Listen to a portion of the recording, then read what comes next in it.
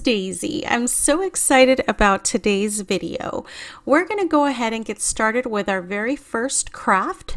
You're going to need to pick up 2 bags of these multicolored beads. They come in different sizes. You're also going to need some twine. I picked this up from Dollar Tree and it had 3 different twines in one package, but any twine will do. In addition to that, you're going to want a needle. A thicker, longer one is preferred, just so that it's easier to thread the twine and the beads. In addition to that, you're going to need a pair of scissors. And for this project, you're also going to want to use a hot glue gun. The hot glue gun is going to help you seal off the ends of your project. Today's video is so special because I'm doing a collaboration with Susy B, and in addition to that, we have my gorgeous little niece saying hello. She is going to be my little helper for today's video. I want to take this opportunity to thank Susy so much for her generosity.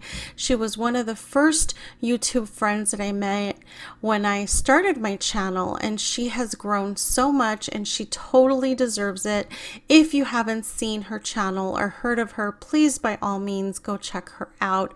She is just absolutely so talented and wonderful.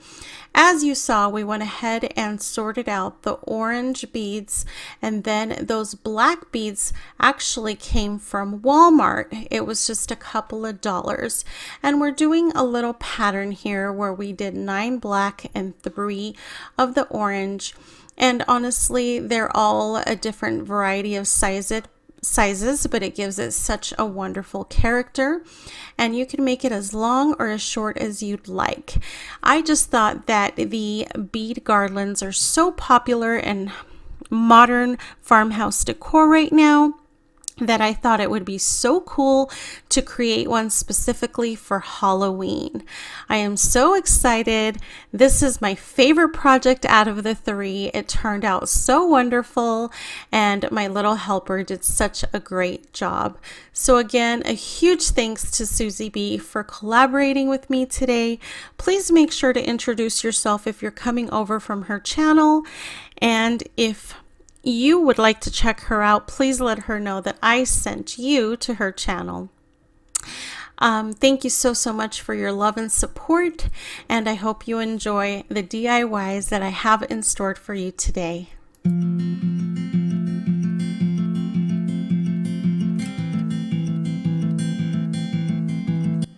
When you go ahead and reach the end of your garland, you're just going to go ahead and tie a knot. Leave a little bit of the garland just so that you have some room to work with. Once it's as long as you like it, we're going to go ahead now and proceed to making tassels for each end of our garland.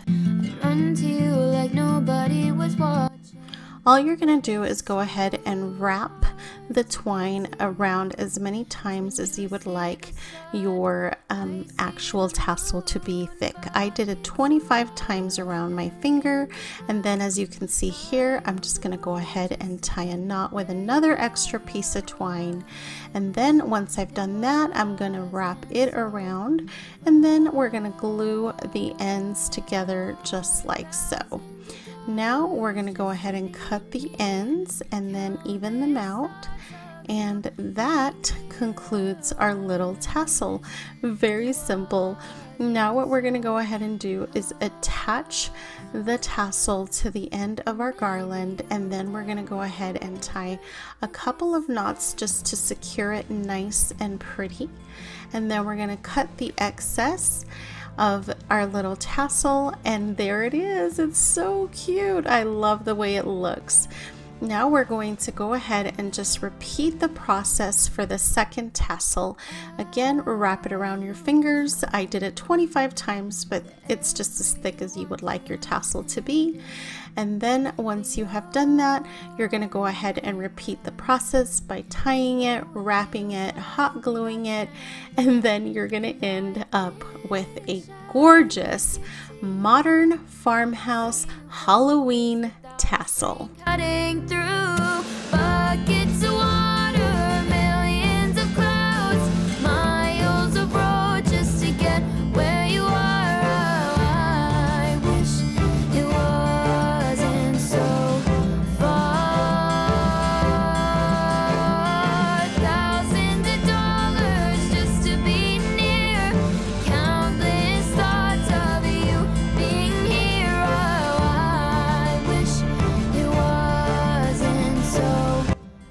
The completed tassel is absolutely gorgeous, and I will show you guys at the end how I decorated with it.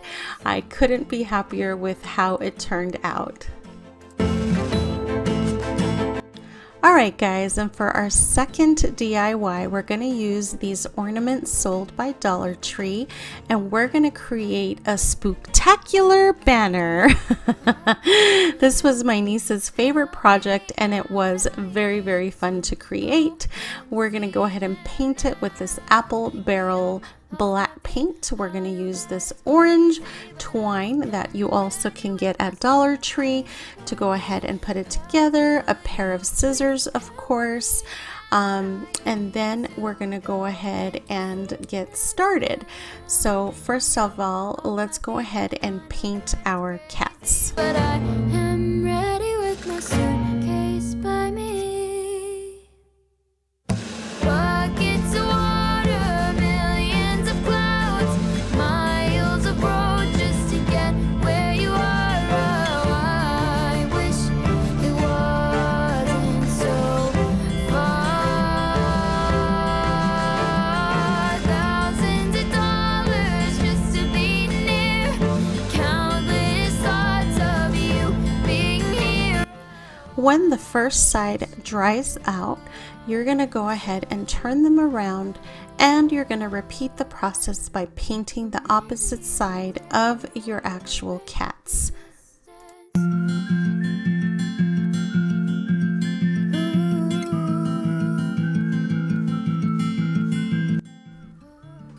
When both sides of the cats have gone ahead and dried, we're going to go ahead and get started in deciding how we want our cats to face. And once we've made that decision, we're going to go ahead and put the cats through our twine, and then we're going to go ahead and get them all on here. It is 5 per pack, and as I mentioned before, these are from Dollar Tree. So if you want to recreate this, they have different shapes. So I know they have witch hats, I believe they have ghost, and then they had the cats, and my niece wanted the cats, and that's why we did that. Once we went ahead and strung them along the way that we wanted them to face, we went ahead and used up the rest of our twine to make just very small tassels, just to give it a little bit of interest. The process for the tassels is exactly the same. The only difference is that this tassel was only twisted in our hands a total of 4 times. And once it's all said and done, it made a total of 3 tassels. But this is going to give it just a little bit more pop of color and character. We need to take this love thing slow. We are going to go ahead and attach the tassels. We chose to do them in the center. So we've got the 2 cats, a tassel, and then another 2 cats and a tassel. And you guys will see here in just a little bit how it turns out. We need to take this love thing slow. Can you hold on to my heart so slow? 'Cause there's so many ways this could go. Now that the tassels have been attached, we wanted to go ahead and make this a little bit more stable, so we decided to go ahead and glue the strings to the cats in the distance and the directions that we wanted them to face. So just take your time, be careful not to burn yourself or burn your little helper. And just like that, project 2 is complete and done, and it creates the cutest little banner ever. And by cutest, I mean spooktacular. Alright guys, and we made it to our very last DIY project. You're going to need these foam cones. You're going to need masking tape or painter's tape. Sorry, mine is gross. My husband had it in a bin. And then I got this sun bright yellow paint. Walmart has them for like 59 cents, you guys. And then this apple barrel called pumpkin. And we're gonna go ahead and make these beautiful candy corns. The Mod Podge mat is just to keep everything nice and sealed so that you can pretty much display your candy corns wherever you would like. So let's go ahead and get right into it. Go ahead and remove the packaging from your styrofoam little cone, and then go ahead and take your masking tape or painter's tape, whichever you choose to use, and you're going to go ahead and block off the different sections. Now keep in mind that because it's not a flat surface, you're going to have to work at this a little bit. It's not too difficult, but you can make the sections as big as you want.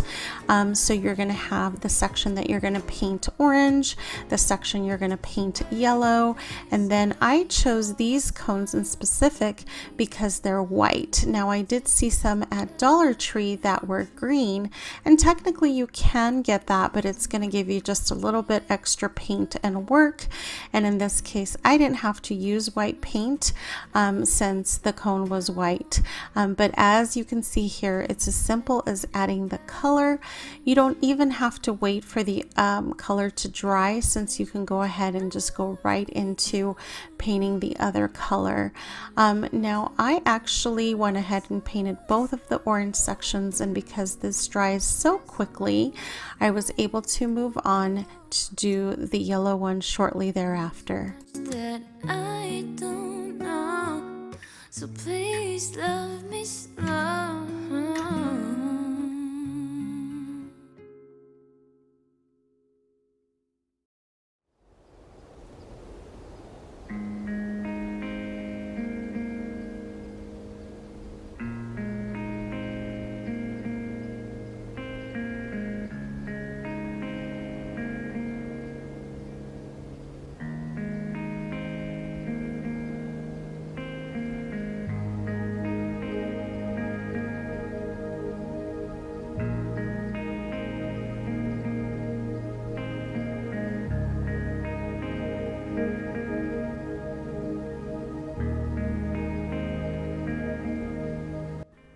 Alrighty guys, and here are the DIY projects now complete and in display.